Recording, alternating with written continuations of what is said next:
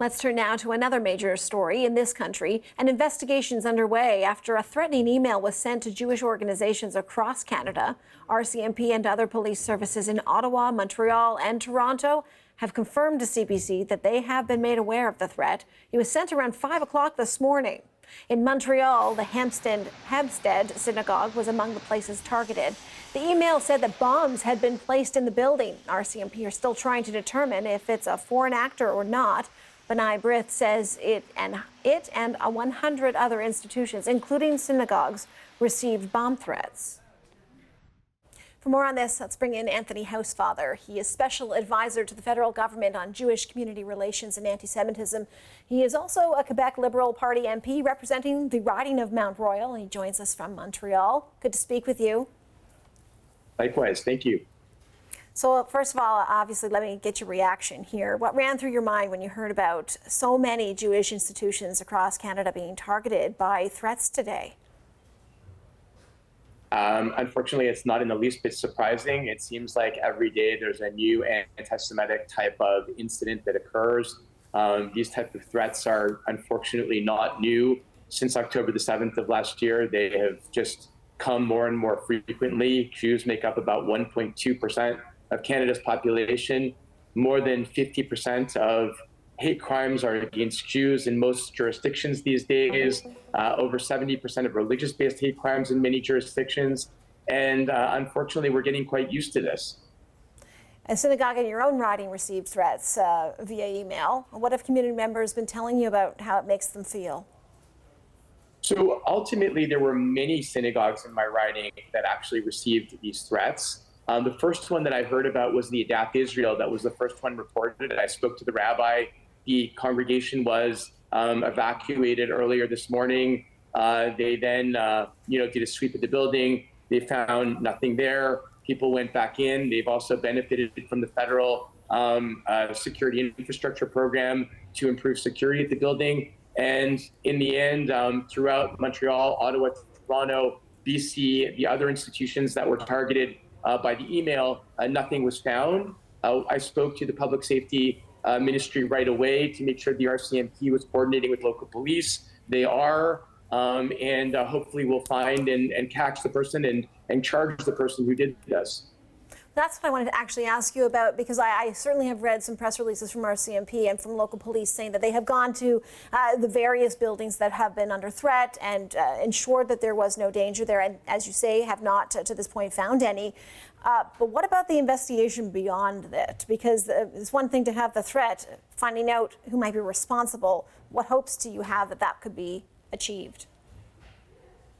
I mean, again, we don't know. The IP address could be from out of the country. We don't know who did this, but I assume that RCMP is taking this very seriously. This is what I've been told. They are working with their local law enforcement partners, and given the scope of what happened today, I think that this is something where we're going to want to see somebody caught and prosecuted, whoever was responsible. And I think that there's been a general sense of frustration within the Jewish community over recent months when we feel laws are broken, and yet we don't see prosecutions. And it is very important for people to see that the law is being enforced equally for everybody. And whether it's hate speech or whether it's threats or intimidation, the law has to be followed. Back in July, you became the federal government's special advisor on Jewish community relations and anti-Semitism. Can you talk to us about what it's been like to step into that role during a time of such heightened tensions? I mean, I have a community that has been incredibly frustrated by what they've seen as a lack of action by all governments. This is true not only in Canada, but across the Western world, where anti-Semitism has dramatically increased, and yet governments haven't stepped up to the Jewish community's satisfaction. One of the things that I've been working on very closely with Deborah Lyons, who's our special envoy on anti-Semitism, is a safe return to campus. One of the worst places last year to be a Jewish Canadian was at our university campus, where there were encampments, there were threats against Jewish students, there was abuse of classroom pulpits, and Jewish students, many of them left very, very scared at the end of the year. We worked closely with University Canada with U15, with Jewish institutions like Maybrit Sija and Simon Wiesenthal, and universities themselves to come out with a list of what we think universities need to do for a safe return to campus in September. We put out that letter last week. We're counting on a positive response from colleges and universities across the country. And this is what needs to be seen. The Jewish community doesn't just want words, they want actions. We're taking action at the university level, even though it's provincial jurisdiction. We're working with the public safety minister on things like making Samadoun recognized as a terrorist organization, like having better prosecution of hate crimes, like having improvements to the criminal code, on bubble legislation to protect entrance to and exit from community buildings. And I just tried to make sure that the community sees that it's action, not just words.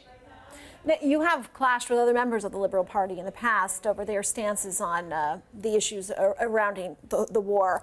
Has the government, do you think now at this point, done enough to combat anti-Semitism? We've never done enough, but we're taking this very seriously. The Prime Minister naming me put this to be a top priority issue. And I'm working with ministries, the Justice Ministry, the Public Safety Ministry, the PMO, Heritage Canada, to try my best on all of the different issues that concern the community, to deal with the issues, and not just on anti-Semitism, but on issues like kosher slaughter. That has been a major issue where there's been a problem with CFIA guidelines. We're working really hard to make sure the Jewish community across Canada is aware that this is a priority. And it's true that I have clashed with other Liberal members on what's happening in the Middle East. We have different viewpoints on a conflict across the world. But when it comes to domestic issues like anti-Semitism, anti-Christian hate, Islamophobia, anti-Black racism, anti-gay issues, I don't think Liberal caucus members are divided on wanting to stamp out hate in Canada. And I've seen nothing but allies in the fight against anti-Semitism in Canada. So we've seen the rise of anti-Semitism coincide with the October 7th and the war in the Middle East. Are you hopeful that if there is a ceasefire agreement that I don't want to say goes away, but that it lessens, that it becomes, that there is relief for the community in Canada as a result? I think we all want peace in the Middle East. We all want Hamas to lay down their arms and surrender, and the hostages to be returned, and people to stop dying everywhere. But truthfully, I hope it does diminish anti-Semitism in Canada, but anti-Semitism in Canada, of course, should never be triggered by a war across the world. Jewish Canadians are not responsible for the actions of Israel in the same way that Arab Canadians and Muslim Canadians are not responsible for the actions of Hamas. And so to justify hate in Canada based on the war across the world, it shows a real problem if the war across the world is triggering hate here. So I hope, for whatever the reasons, we see a decline in hate, and I'm doing my best to make that happen, particularly with respect to what I've been charged with, which is dealing with hate against the Jewish community. Anthony Housefather, thank you very much for your time. Thank you so much for having me. Have a real wonderful day. Anthony Housefather is a Liberal MP and Special Advisor to the federal government on Jewish community relations and anti-Semitism.